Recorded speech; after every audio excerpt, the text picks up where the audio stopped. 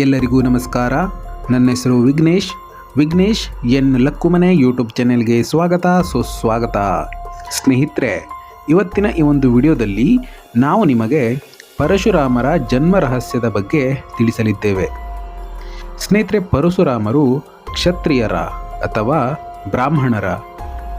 ಇವರು ಕ್ಷತ್ರಿಯರು ಅಲ್ಲದಿದ್ದರೆ 21 ಬಾರಿ ಭೂಮಿಯನ್ನು ಸುತ್ತಿ ಕ್ಷತ್ರಿಯರನ್ನು ಏಕೆ ಸಂಪೂರ್ಣವಾಗಿ ನಾಶ ಮಾಡಿದರು? ಬನ್ನಿ ಸ್ನೇಹಿತರೆ, ಇವತ್ತಿನ ಈ ಒಂದು ವಿಡಿಯೋದಲ್ಲಿ ನಾವು ಪರಶುರಾಮರ ಜನ್ಮ ರಹಸ್ಯದ ಬಗ್ಗೆ ತಿಳಿದುಕೊಳ್ಳೋಣ. ಅದಕ್ಕೂ ಮೊದಲು ನೀವಿನ್ನೂ ನಮ್ಮ ಚಾನೆಲನ್ನು ಸಬ್ಸ್ಕ್ರೈಬ್ ಮಾಡ್ಕೊಳ್ಳದೆ ಹೋದರೆ ಪ್ಲೀಸ್ ಸಬ್ಸ್ಕ್ರೈಬ್ ಮಾಡಿಕೊಳ್ಳಿ. ಹಾಗೆ ಪಕ್ಕದಲ್ಲಿ ಕಾಣುವ ಬೆಲ್ಲೈಕನ್ ಮೇಲೆ ಕ್ಲಿಕ್ ಮಾಡಿ ಆಲ್ ಅಂತ ಸೆಲೆಕ್ಟ್ ಮಾಡಿ. ಇದರಿಂದ ನಾವು ಅಪ್ಲೋಡ್ ಮಾಡುವಂತಹ ಪ್ರತಿಯೊಂದು ವಿಡಿಯೋದ ನೋಟಿಫಿಕೇಷನ್ ನಿಮಗೆ ತಲುಪುತ್ತದೆ.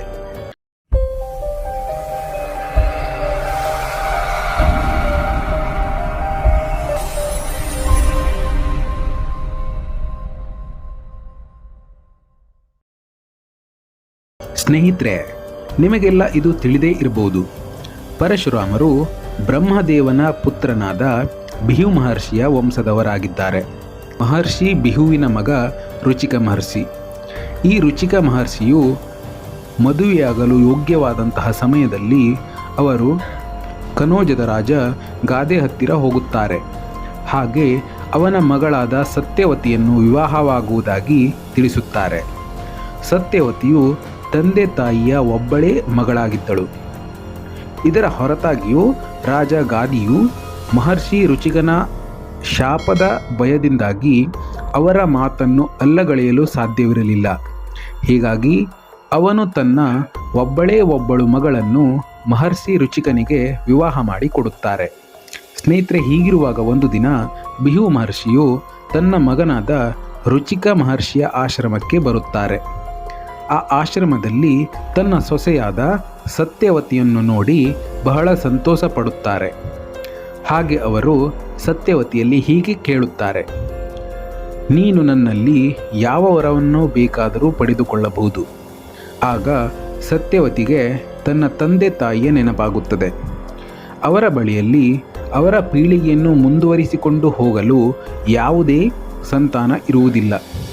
ಹೀಗಾಗಿ ಸತ್ಯವತಿಯು ತನ್ನ ಹಾಗೂ ತನ್ನ ತಾಯಿ ಇಬ್ಬರಿಗೂ ಮಗುವಾಗುವ ವರವನ್ನು ಬೇಡಿಕೊಳ್ಳುತ್ತಾರೆ.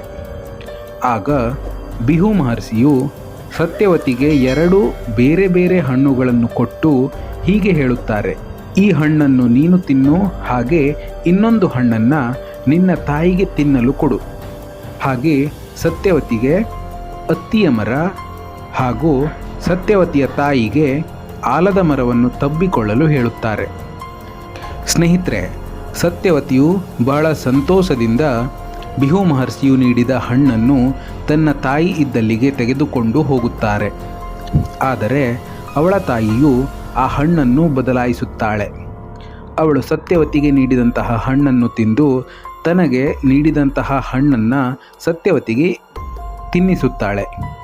ಇದರ ನಂತರ ಸತ್ಯವತಿಗೆ ಅವಳ ತಾಯಿಯು ಆಲದ ಮರವನ್ನು ತಬ್ಬಿಕೊಳ್ಳಲು ಹೇಳುತ್ತಾಳೆ. ಹಾಗೆ ತಾನು ಅತ್ತಿ ಮರವನ್ನು ತಬ್ಬಿಕೊಳ್ಳುತ್ತಾಳೆ.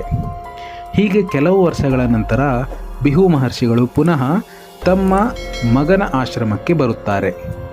ಸತ್ಯವತಿಯನ್ನು ನೋಡುತ್ತಿದ್ದಂತೆ ಅವರಿಗೆ ಎಲ್ಲ ಸತ್ಯಾಸತ್ಯತೆಗಳು ಅರ್ಥವಾಗುತ್ತದೆ. ಆಗ ಅವರು ಸತ್ಯವತಿಯಲ್ಲಿ ಹೀಗೆ ಹೇಳುತ್ತಾರೆ, ನಿನ್ನ ತಾಯಿಯು ನಿನಗೆ ಮೋಸ ಮಾಡಿದ್ದಾಳೆ. ಅವಳು ನಿನಗೆ ಯಾವ ಹಣ್ಣನ್ನು ತಿನ್ನಿಸಿದಳು, ಹಾಗೆ ಯಾವ ಮರವನ್ನು ತಬ್ಬಿಕೊಳ್ಳಲು ಹೇಳಿದಳು. ಆ ಪ್ರಭಾವದಿಂದ ನಿನ್ನ ಮಗನು ಬ್ರಾಹ್ಮಣನಾಗಿದ್ದರೂ ಸಹ ಕ್ಷತ್ರಿಯ ರೀತಿಯ ಆಚರಣೆಗಳನ್ನು ಹೊಂದಿದವನಾಗಿರುತ್ತಾನೆ. ಹಾಗೆ ನಿನ್ನ ತಾಯಿಯ ಮಗ ಕ್ಷತ್ರಿಯನಾಗಿದ್ದರೂ ಸಹ ಬ್ರಾಹ್ಮಣನ ರೀತಿಯ ಆಚರಣೆಗಳನ್ನು ಹೊಂದಿದವನಾಗಿರುತ್ತಾನೆ. ಬಿಹು ಮಹರ್ಷಿಯ ಮಾತನ್ನು ಕೇಳಿದ ಸತ್ಯವತಿಯು ಬಹಳ ಚಿಂತೆಗೀಡಾಗುತ್ತಾಳೆ.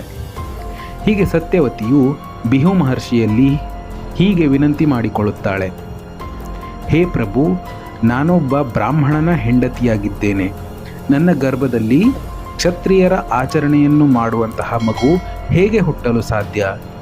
ನೀವು ನನ್ನಲ್ಲಿ ಕರುಣೆಯನ್ನು ತೋರಿಸಿ ನನ್ನ ಮಗು ಬ್ರಾಹ್ಮಣರ ಆಚರಣೆಯನ್ನು ಮಾಡುವಂತೆ ಮಾಡಿ.